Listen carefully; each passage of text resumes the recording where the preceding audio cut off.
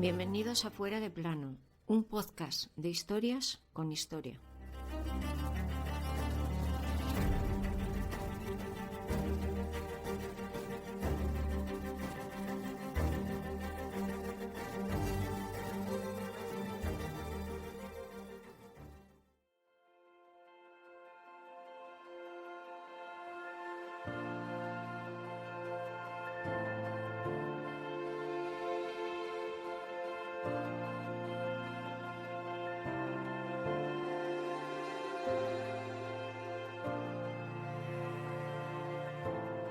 A las 9:30 de la mañana del 5 de mayo de 1945, un ruido ensordecedor inundó aquel lugar.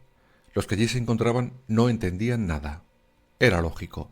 El hambre, la muerte, les rodeaba por todas partes, y eso les tenía desorientados. Ese audio eran los tanques americanos que entraban para liberarlos. Aquel lugar era el campo de concentración nazi de Mauthausen. Y entre los que allí se encontraban aquel día había cientos de españoles enviados allí por el dictador Franco. Esta fue su historia.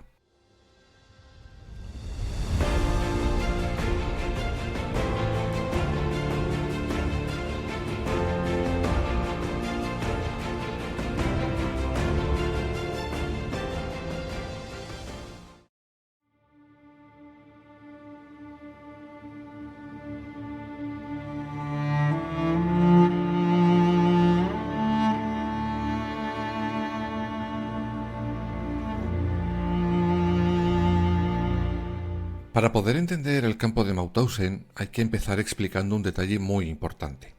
Este lugar se encontraba en Austria. Pero, ¿qué hacía un campo nazi en Austria? Pues para ello tenemos que viajar primero al 12 de marzo de 1938. Ese día se consuma lo que los nazis llaman el Anschluss, es decir, la anexión de Austria al territorio alemán. Hay que recordar que el genocida de Adolf Hitler no era alemán, era austriaco, a pesar de que a ese país le hace poquita gracia que se le recuerde ese detallito sin importancia. Lo entiendo, pero es que Hitler nació donde nació.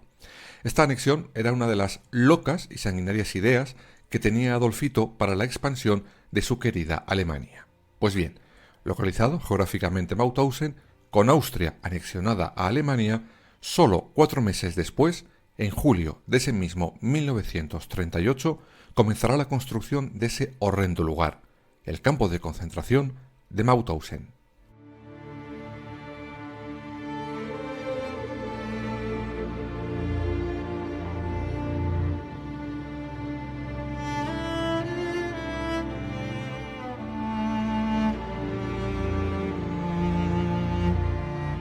Aún así, Hitler no escogió el lugar al azar, no, usó ciertos movimientos estratégicos.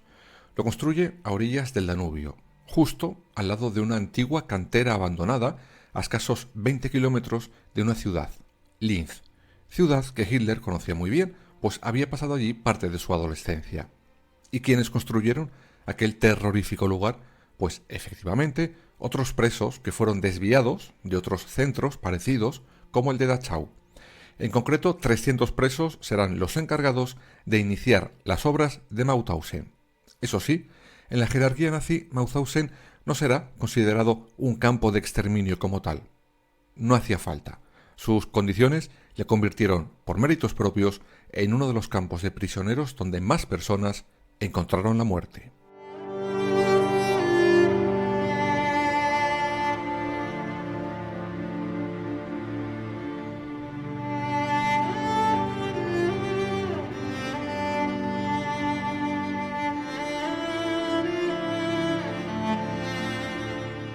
Pero los nazis se dieron cuenta que los presos que estaban construyendo Mauthausen podrían servir para algo más enriquecedor para ellos. Trabajar aquella cantera abandonada, y les pondrán a ello. Era una cantera de granito y de ella extraerán parte de lo que necesitaba la industria bélica nazi. Para todo esto, Hitler crea una compañía propiedad de las SS, para controlar todo lo que allí se sacaba.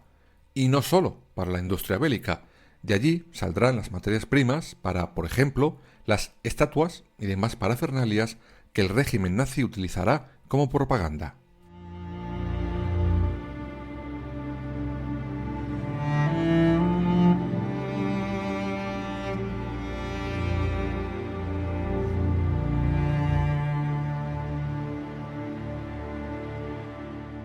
podréis imaginar que todo aquel trabajo suponía un desgaste tremendo para aquellos prisioneros.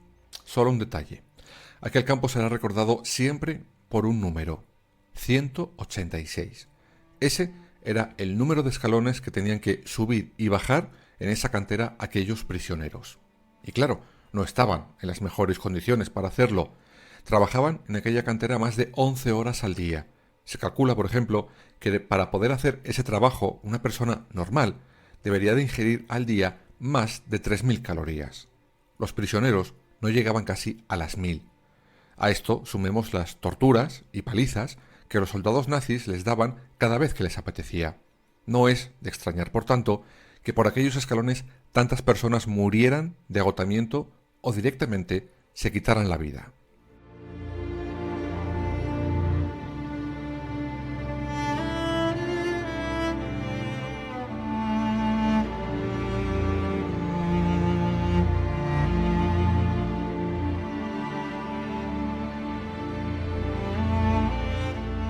Mauthausen crecerá rápido, muy rápido. Cada vez llegaban más prisioneros, por condenas y sobre todo para trabajar en aquella cantera.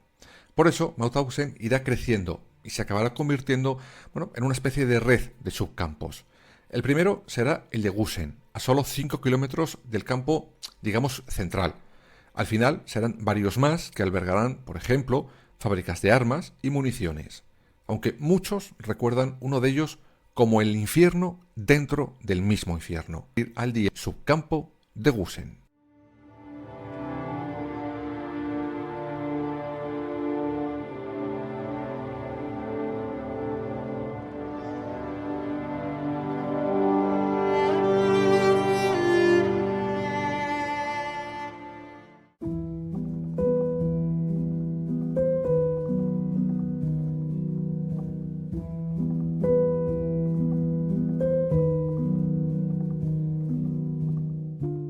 Algunos de los supervivientes de Mauthausen aseguran literalmente que los presos del campo comparados con los de su satélite Gusen eran unos privilegiados. Los del subcampo eran auténticos esqueletos andantes. Según esos mismos supervivientes, por ejemplo, en Mauthausen les hacían correr, y los que no corrían, porque ya no podían con su alma, les mandaban directamente a Gusen. Allí les esperaba el infierno. Pero este subcampo satélite ya existía antes de la guerra y ya se usaba para acabar con vidas inocentes.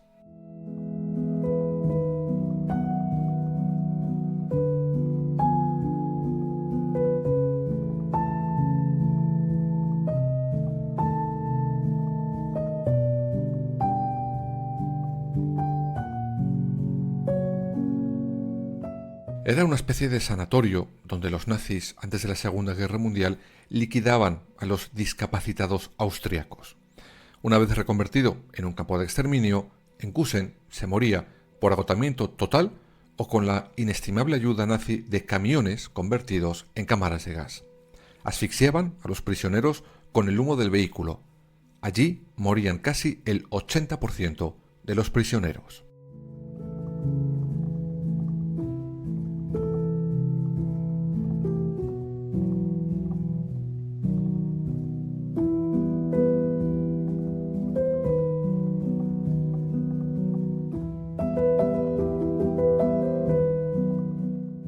En general, en Mauthausen se usaban muchos métodos y muy variados para el exterminio. Os pongo unos cuantos ejemplos.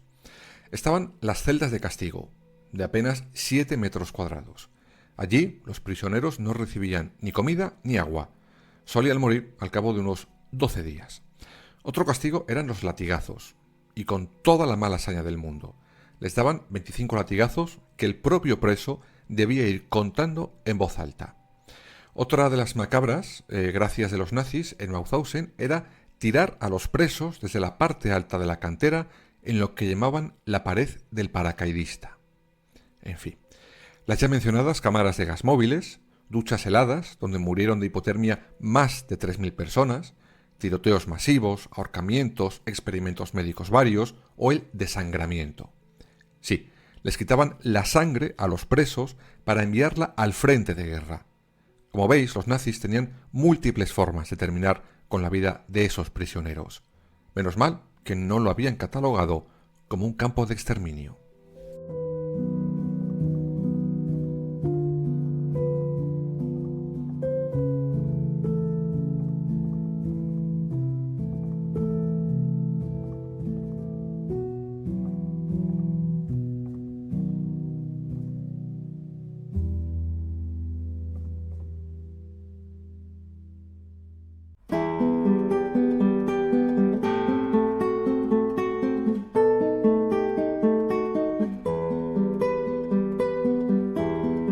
Pero si por algo he recordado, sobre todo en este país Mauthausen, es porque fue el campo de concentración de los españoles. El 24 de agosto de 1940 empiezan a llegar a ese infierno los presos españoles. Procedían de otros campos de concentración franceses, por ejemplo, o de las filas de la resistencia francesa. 4 días antes, ese primer tren había partido del país vecino. Evidentemente, esos españoles deportados de Francia habían llegado a ese país huyendo de nuestra guerra civil y de la posterior dictadura de Franco. En total, llegarán más de 9.000 españoles.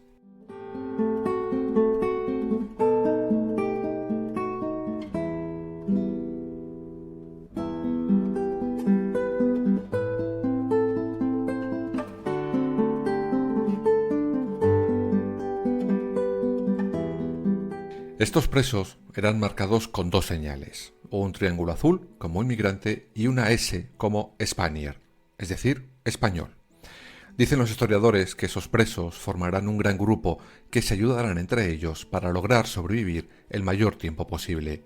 Pero, aún así, muchos acabarán en ese infierno dentro del infierno en el campo de Gusen. Por ejemplo, en el propio Mauthausen morirán más de 300 presos españoles. En Gusen, casi 4.000.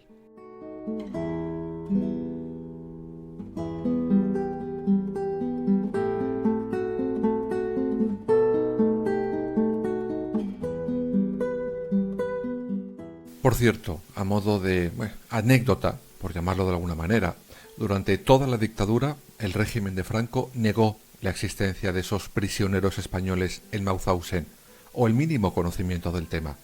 Afortunadamente hoy sabemos no solo que lo conocían, sino que lo permitieron y lo facilitaron, por si a alguien se le ocurre volver a mirar hacia otro lado.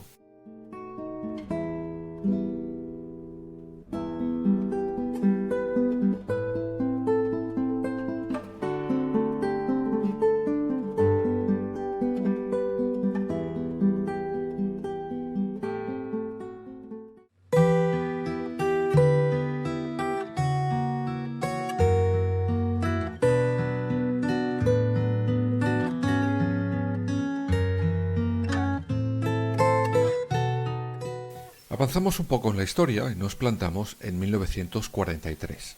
En ese año los nazis ya han tenido que abandonar algunos frentes de la guerra, y con esas retiradas se intentaban llevar a esos prisioneros de los campos de concentración en las conocidas como marchas de la muerte, quemando y destruyendo, eso sí, todo lo que habían hecho en ese campo de exterminio. Qué valientes los nazis, ¿eh? En fin, pero a medida que la guerra la van perdiendo, la huida de esos campos empieza a ser más y más caótica. Por eso, una serie de organizaciones montadas en la clandestinidad, como la AMI, o Aparato Militar Internacional, o el Comité Internacional, van los días 2 y 3 de mayo tomando el control de muchos de esos lugares nazis. Por eso, aquel 5 de mayo de 1945, esos tanques americanos pudieron entrar por fin en Mauthausen.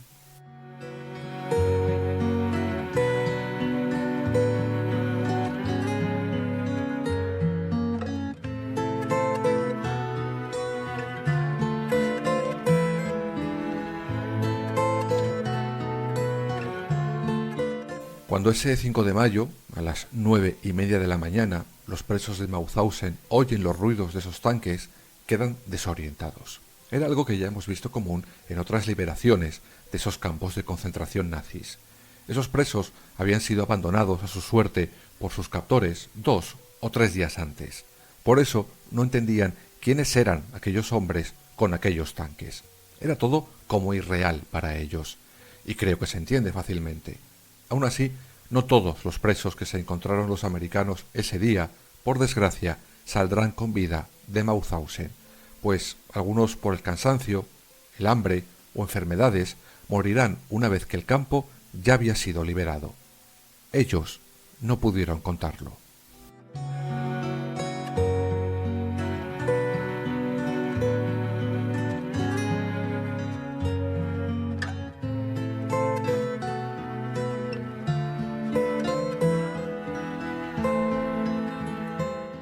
Se cree que por aquel infierno en esos pocos años de vida pasaron más de 200.000 personas, de los que, como hemos visto, más de 9.000 fueron españoles. De todos ellos, el 60% se supone que perdieron la vida allí. Como en todos los campos, las cifras no siempre son fáciles de dar, pues los nazis, antes de salir corriendo como ratas, borraban toda huella de su cruel paso. Insistimos en lo de siempre.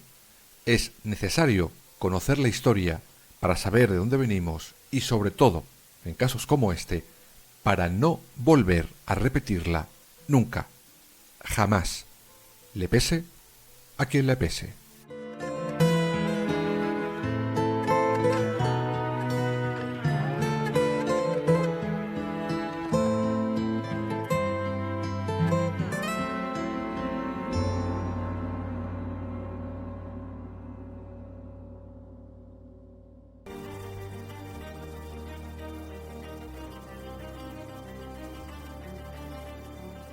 Escúchanos en las principales plataformas digitales y ahora también en nuestra página web www.fueradeplanopodcast.es y síguenos en todas las redes sociales, Twitter, Instagram, Facebook y Threads.